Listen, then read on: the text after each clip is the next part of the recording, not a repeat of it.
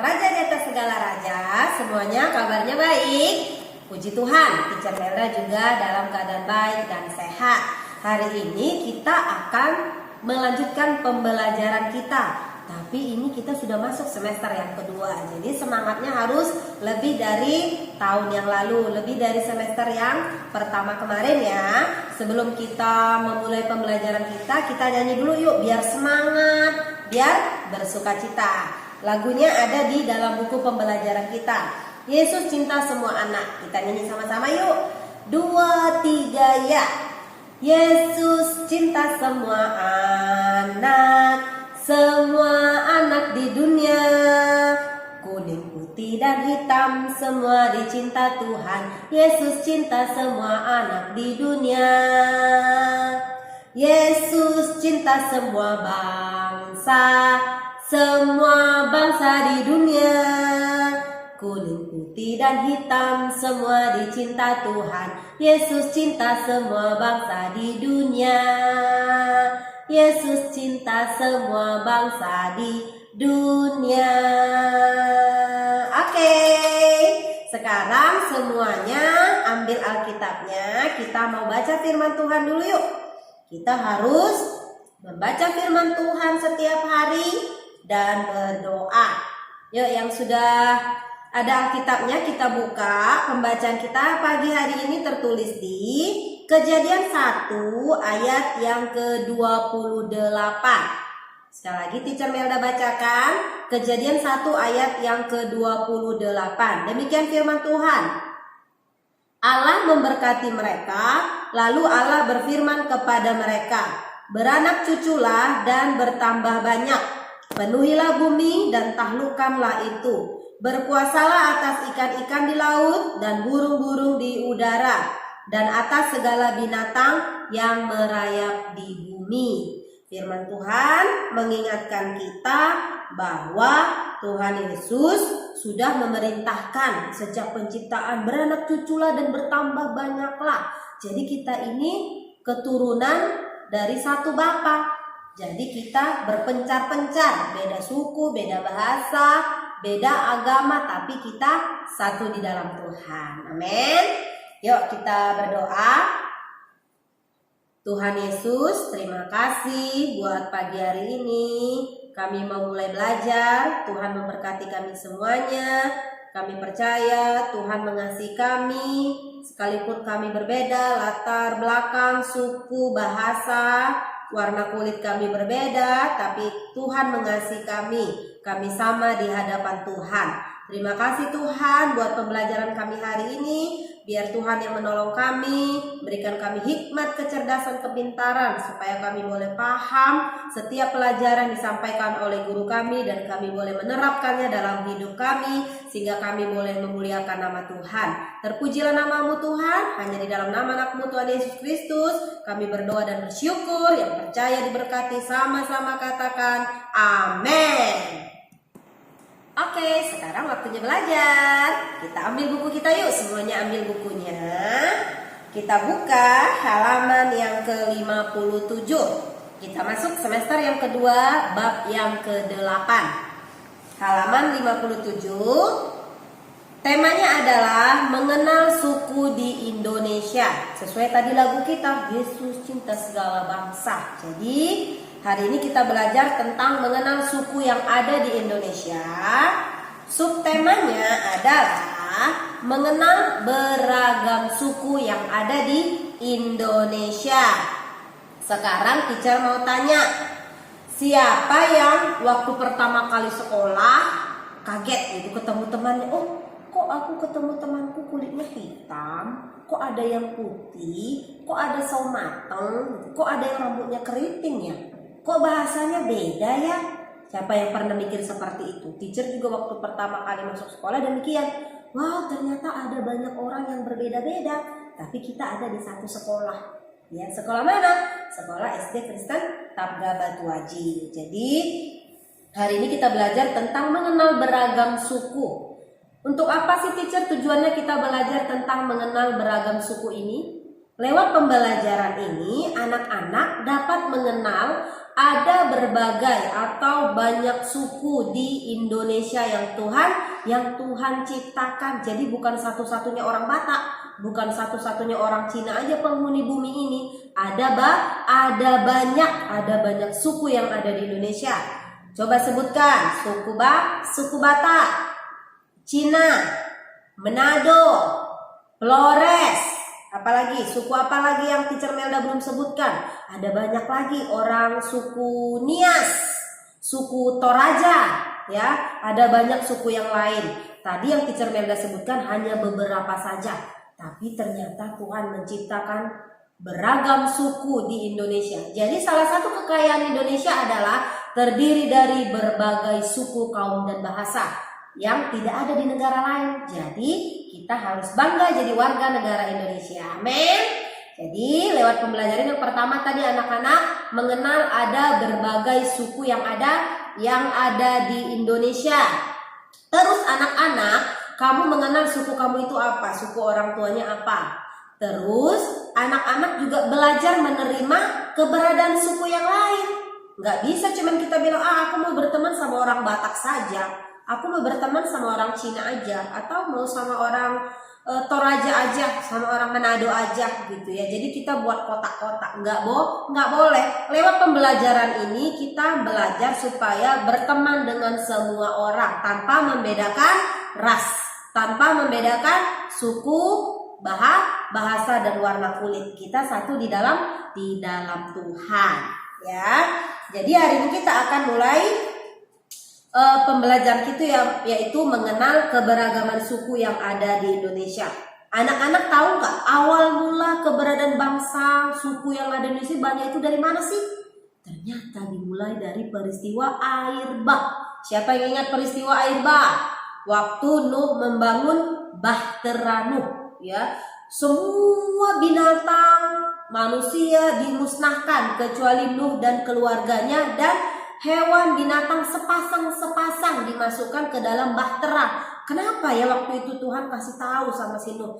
Aduh, aku udah pusing lah Nuh nengok manusia ini berbuat dosa terus gitu ya, berbuat kejahatan di mana-mana. Aku hendak memusnahkan bumi ini katanya. Tapi Nuh berkenan di hadapan Tuhan. Makanya Tuhan membuat Nuh dan keluarganya diselamatkan. Jadi Tuhan kasih tahu, oke, Nuh, kamu dan keluargamu masuk ke dalam, buat bahtera yang besar, masuk ke dalam, dan kamu tugasnya adalah memasukkan ke dalam bahtera itu masing-masing sepasang apa? Sepasang binatang. Masuklah jerapah sepasang, masuklah babi sepasang, masuklah kuda sepasang, apalagi masuklah kecoa. Semua hewan-hewan yang ada hari ini semua sepasang dimasukkan. Dan setelah bumi dihancurkan, dimusnahkan, yang selamat adalah Nuh dan seisi yang ada di bahtera itu. Pintu bahteranya dibuka, semuanya kembali berkembang biak lagi. Akhirnya kuda berkembang biak lagi, beranak cucu dan bertambah banyak. Makanya firman Tuhan bilang beranak cucu dan bertambah banyak lah. Nuh dan anak-anaknya semuanya berpencar, beranak cucu dan bertambah banyak. Ada yang ke utara, ada yang ke timur, ada yang ke selatan, ada yang ke barat. Jadi kita ini semuanya lahir dari satu nenek moyang gitu ya. Walaupun bahasanya beda-beda, tapi semuanya lahir dari peristiwa Nuh, bahtera Nuh. Jadi itulah mula dari terjadinya suku kaum bahasa yang berbeda-beda. Keturunan Nuh itu ada siapa saja? Sem, Ham, dan Yafet. Siapa tahu nanti ujian Teacher Melda tanya, siapa nama anaknya Nuh? Ada 3, sebutkan. Sem, Ham, Yafet, gitu ya. Dari mana asal mula suku bangsa dilahirkan? Dari peristiwa apa? Kalian harus bisa menjawab. Oh, dimulai dari peristiwa air bahtera gitu ya. Bahtera cerita tentang Nuh. Jadi lewat keturunan Sem, Ham, dan Yafet lah lahir berbagai suku yang ada di dunia ini. Bukan hanya di Indonesia, tapi di dunia ini. Semuanya latar belakangnya dimulai dari keturunan Sem, Ham, dan Yafet. Jadi semuanya tersebar di muka bumi ini, sehingga Tuhan memberkati mereka beranak cucu dan bertambah banyak sampai lahirlah kita. Lahirlah anak-anak yang ada di rumah. Terus di dalam keberagaman pasti ada perbedaan. Coba perhatikan teacher Melda dengan teacher yang lain. Kita berbeda, nggak sama kan? Paling samanya sama-sama perempuan gitu ya. Tapi nggak masalah, teacher Melda Batak, teacher Jena Cina gitu ya. Pak Adel Flores, tapi kita berteman gitu ya. Nggak masalah perbedaan itu, perbedaan kulit, apalagi Pak Adel kulitnya agak-agak manis kan, teacher Melda kulitnya agak saus-saus mateng atau saus-saus busuk kata orang gitu ya. Tapi nggak masalah, teacher Jena mungkin lebih putih, lebih halus dari kulitnya teacher Melda atau Pak Adel. Tapi kita semuanya berteman di dalam Tuhan, kita saudara, kita partner di sekolah ini. Jadi tidak pernah membeda-bedakan, perbedaan itu pasti ada. Tapi kita tidak membuat perbedaan itu semakin membuat kita jauh. Enggak, perbedaan itu kita terima. Oh iya ya, aku sama dia memang berbeda untuk hal-hal tertentu. Jadi kita juga harus belajar menerima perbedaan orang lain. Enggak mungkin orang lain kita paksa sama. Enggak bisa harus kayak aku. Semua orang harus kayak aku. Rambutnya harus sama, makanannya harus sama, tasnya harus sama, model rambutnya harus sama. Enggak bisa, karena kita punya hak punya kebebasan, hak untuk memilih. Jadi kita nggak boleh paksakan orang lain sama seperti kita. Yang kita lakukan adalah kalau ada perbedaan kita belajar menerima perbedaan itu. Jadi jangan jadikan perbedaan menjadi bumerang atau perbedaan itu membuat kita nggak bisa atau nggak mau berteman dengan orang lain. Paham ya sayang? Jadi semua orang harus berteman, semua orang harus ditemani. Perbedaan itu justru membuat kita kaya. Aku lebih mengenal, oh ternyata suku Flores itu seperti ini, oh ternyata suku Cina itu seperti ini, mereka suka makan ini ya, makanan tradisi mereka ini ya, kehidupan mereka seperti ini. Jadi kamu kaya akan pengetahuan. Ketika kamu bertemu dengan teman-teman sesama Cina, kamu bisa, oh iya ya, orang Cina itu seperti ini, orang Flores itu seperti ini, orang Manado itu kehidupannya seperti ini. Jadi menyenangkan, itu sebuah pengetahuan bagi kita. Kenapa kita harus menerima keberagaman suku? Karena Pancasila. Jadi Pancasila menjadi dasar negara Indonesia. Pancasila, 1. Ketuhanan yang Maha Esa. 2. Kemanusiaan yang adil dan beradab. 3. Persatuan Indonesia. 4. Kerakyatan yang dipimpin oleh hikmat, kebijaksanaan dalam permusyawaratan perwakilan. 5. Keadilan sosial bagi seluruh rakyat Indonesia. Jadi kita punya keadilan. Di bangsa kita diterapkan keadilan. Boleh bebas menyembah siapa saja. Maksudnya agama apapun dibebaskan untuk menyembah Tuhannya. Kristen menyembah Yesus, Buddha menyembah apa yang mereka sembah, juga Muslim. Jadi kita punya kebebasan untuk memilih untuk beribadah. Jadi Pancasila menjadi dasar bagi kita untuk mengasihi suku yang lain, karena kita semua punya hak yang sama di Indonesia ini ya, semua bebas. Jadi kita harus menghayati makna arti Pancasila. Kita harus menjadikan Pancasila sebagai dasar ya, menjadi dasar negara Indonesia, sehingga kita boleh mensyukuri keberagaman suku, agama, bangsa, budaya yang ada di Indonesia. Teacher mau tanya, siapa yang pernah pergi ke suatu daerah? Pernah nggak kamu mengamatin? Atau teacher, aku pernah ke Toba loh, ke Danau Toba atau ke Samosir. Terus kamu amati, apa yang kamu amati di situ? Oh teacher, ketika aku berada di situ aku bersyukur sekali. Wow, indah sekali ciptaan Tuhan. Teacher Melda waktu pertama kali ke Pulau Samosir, ke Danau Toba, teacher Melda terharu sampai mau nangis. Nangisnya gini, wow indah sekali ciptaan Tuhan, airnya bening, kita bisa lihat ke bawah saking beningnya air laut itu. Terus wow pemandangannya keren. Jadi tempat itu membuat teacher Melda bersyukur sama Tuhan, membuat teacher Melda bilang, oh thank you Tuhan, aku boleh menikmati keindahan Tuhan di tempat ini. Jadi tempat-tempat kita boleh datangi juga kita boleh bersyukur. Setiap suku, kaum dan bahasa punya tempat-tempat khusus, tempat rekreasi. Di Padang ada, di Sumatera ada, di Toraja ada, di Manado ada. tempat-tempat pemandangan, ada Bunaken gitu ya. Di Flores juga ada banyak, NTT banyak gitu ya. Di setiap daerah, di tempat kamu, setiap suku pasti punya kelebihan masing-masing gitu ya.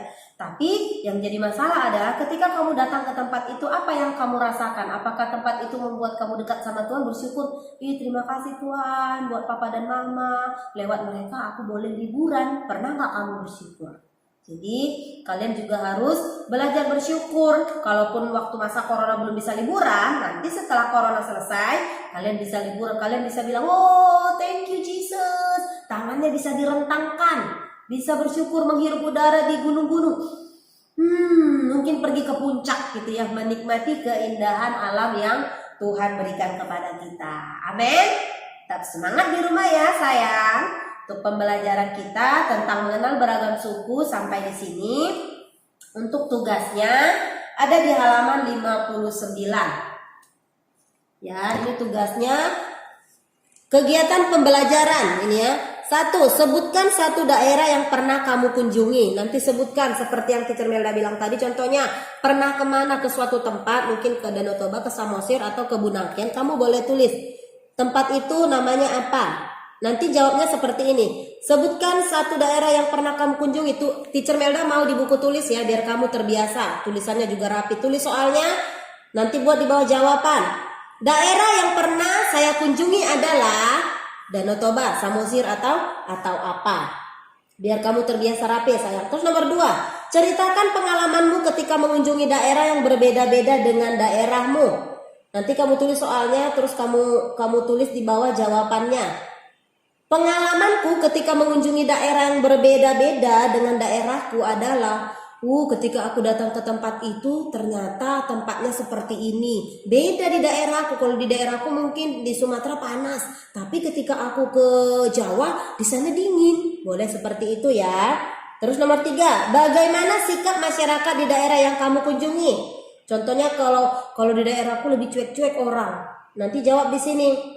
Sikap masyarakat di daerah yang aku kunjungi, mereka terkesan mungkin lebih cuek, atau mereka kelihatannya kayak di Singapura ya, kelihatannya cuek, semua orang sibuk, nggak ada yang berbicara gitu ya. Jadi kamu nanti tulis. Nomor 4, adakah perbedaan yang sangat menonjol antara tempat tinggalmu dengan daerah yang kamu kunjungi? Kalau ada, kamu jawab. Hal yang sangat menonjol di tempat tinggalku adalah, kalau nggak ada, nggak usah ditulis. Apakah ada persamaan? Ini tadi perbedaannya kalau ada. Adakah persamaan di daerahmu sama di daerah tempat yang pernah kamu kunjungi? Mungkin sama-sama dingin, atau sama-sama panas, atau sama teacher penduduknya sama-sama ramah, seperti itu ya, atau yang lainnya ya.